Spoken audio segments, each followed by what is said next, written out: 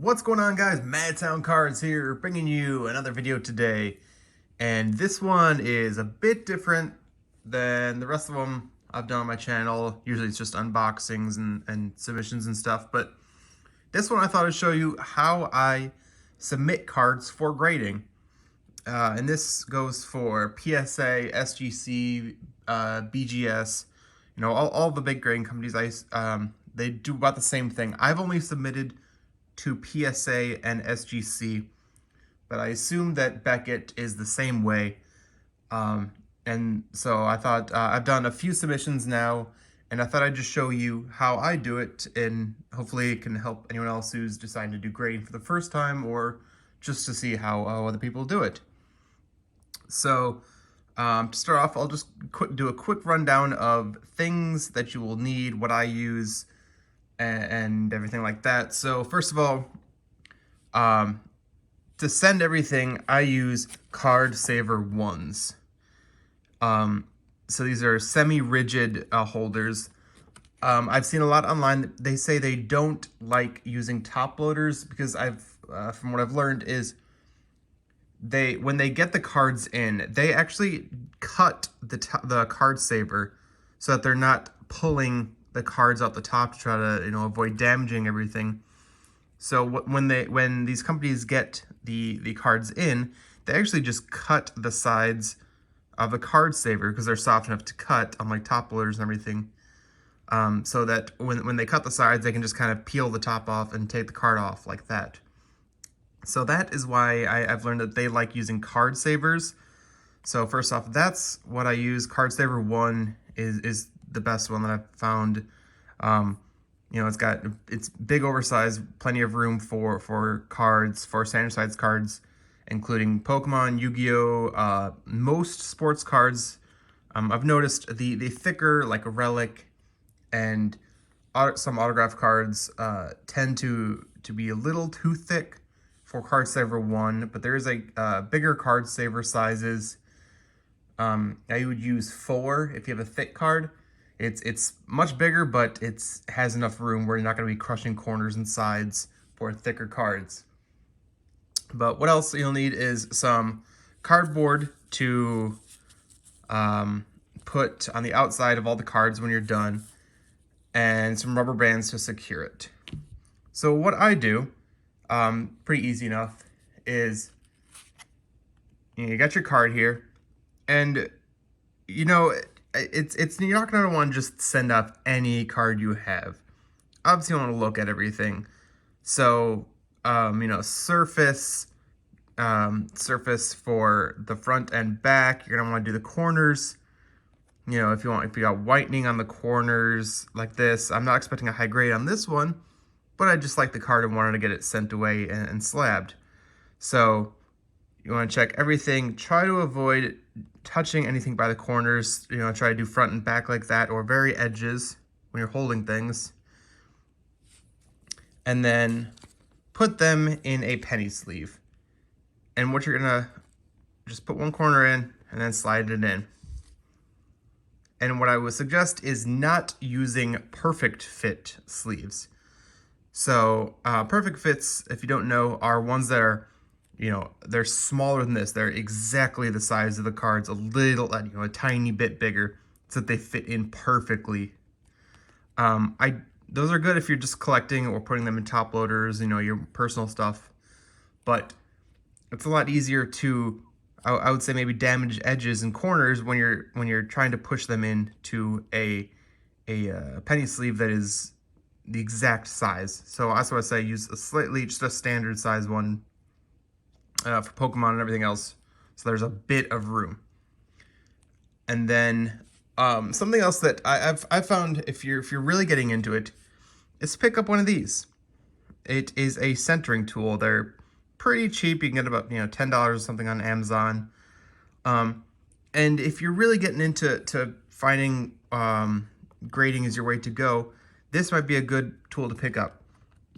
So what you do is, there's all these different lines on here, and you put it on top of your card, and you line it up. I'm not going to do a great example now, but you put it on there, and then you line it up with the different lines that are on the centering guide.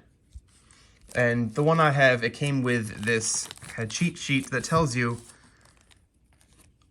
what the lines mean for everything. So, you know, if you line up with 1, 1 all the way around, you know, it'll tell you that you've got about a, you know, 66 to 34 is on here. That's going to be the lowest. You don't want that, obviously. That means it's very off-center to one side or the other. You're going to try to get up in this range for the 10s. And so I think that is a, you know, here's a, this one specifically, PSA tells you, you know, what they kind of look for in when they're grading it. So you can pick this up very easily, very cheaply online. And it's just a good way to check yourself before you send it away, saying, if you think something is good and then you check it on this, maybe don't send it away, because if you get results that you think are off-center and everything, PSA is going to do it. It might just be a waste of money and time sending them away anyway. So that might be a good investment. Again, I picked this up on Amazon. I think it was about $10. So it's a good investment if you want to check that. And also, if you're really getting into it for maybe higher end cards or what have you, is pick up a small magnifying glass. You know, I've seen people use those to really check small details. If you've really got expensive cards, high-end stuff, you know, just get a magnifying glass and check over really finely on all the cards you're trying to determine if you want to send off or not. So let's say you've got everything, you know, you've got cards that you want to send away, you've centered them, you've checked them, you think that you've got a good chance at whatever your grade you're trying to get. And it's not always going to be you're always trying to go for a 10. Obviously, that's the best, of course. But, you know, cards like this Dark Charizard that I'm sending away, it's just more of a personal collection that I've had for a long time. I know there's a lot of edge damage down here and, you know, a little bit off center. The surface not might be great. But I've had this card for a really long time, and I'm more doing it just to get it slabbed and just to see what it gets. But just for my personal collection, I'm sending this away. So, you know, determine if cards you're sending away are just for the grading, the flipping, the selling on later to get more profit, or if you want to send things away just to get personal collection cards going. So that's one thing to determine. But let's say you've got everything set, you've got your card and a penny sleeve, then take your card saver 1. Open it up a little bit and slide one corner in. And I get it about halfway through, and then what you want to do is kind of stretch out the card saver a bit and push it down. And what I like to do is hold one side and then pull it out. You know, kind of get it centered in there. And that's how you kind of get these cards into the card saver and everything. And that's how I would send them away, like that. So after that, you get all your cards, you know, whatever you want to do, you know, you submit everything online for PSA or BGS, SGC, whatever it is. Get all the cards that you want to send away. Get them all into card savers like this in the order of the submission that you sent. It says on their websites that it makes the process a lot easier, a lot quicker for them to just go and order off the sheet that you send in their order. Who knows if it actually increases time and everything, but I always just put them in the order that you submitted on the sheets that you print off and the submission form and everything. So what you're going to do, get all your cards, and I use 2 pieces of cardboard just to be totally sure. Put them in there like this, sandwich them between the 2 cardboard, like that, and then rubber bands. So I thought it'd be good to tape them, but another factor of them just having the least possible way of ruining cards. You know, if there's tape, you have to rip it or cut it or something like that. That's just, you know, you may not think of it, but it's another way for the cards to be ruined if they have to try to cut something like that. So I just do this, get some rubber bands around it like that in cardboard. It's pretty secure already. And then finally, I take some bubble wrap and just fold it up like this.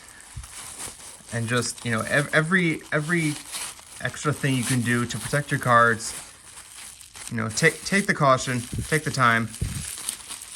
You know, hopefully, you know, you're either doing it for investment or to make money, just for your personal collection. You want to have the best possible chance of getting the best grade.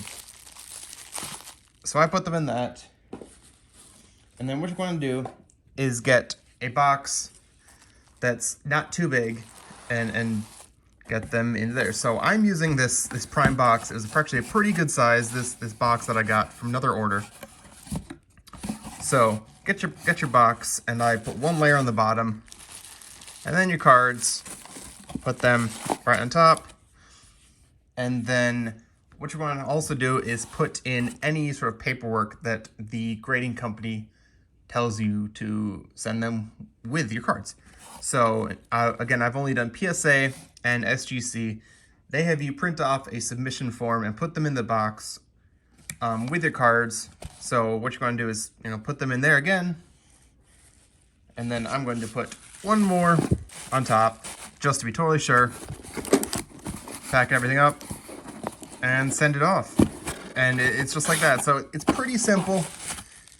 There's not too much, but again, just doing everything possible to give your cards the best chance of getting the best grade. So I hope you guys found this useful, found this enjoyable. It's just what I've learned from a few submissions now and things I've read online, seen online. Just trying to help other people if they're getting into the grading world. It's what I've learned. So if you guys did enjoy this, don't forget to rate, comment, subscribe, do all those cool things. Come back to my channel for more good videos. I got sports cards, Pokemon cards, Yu-Gi-Oh cards, everything cards related coming. And hopefully you guys, hopefully I'll see you guys soon. But until then, Madtown Cards out.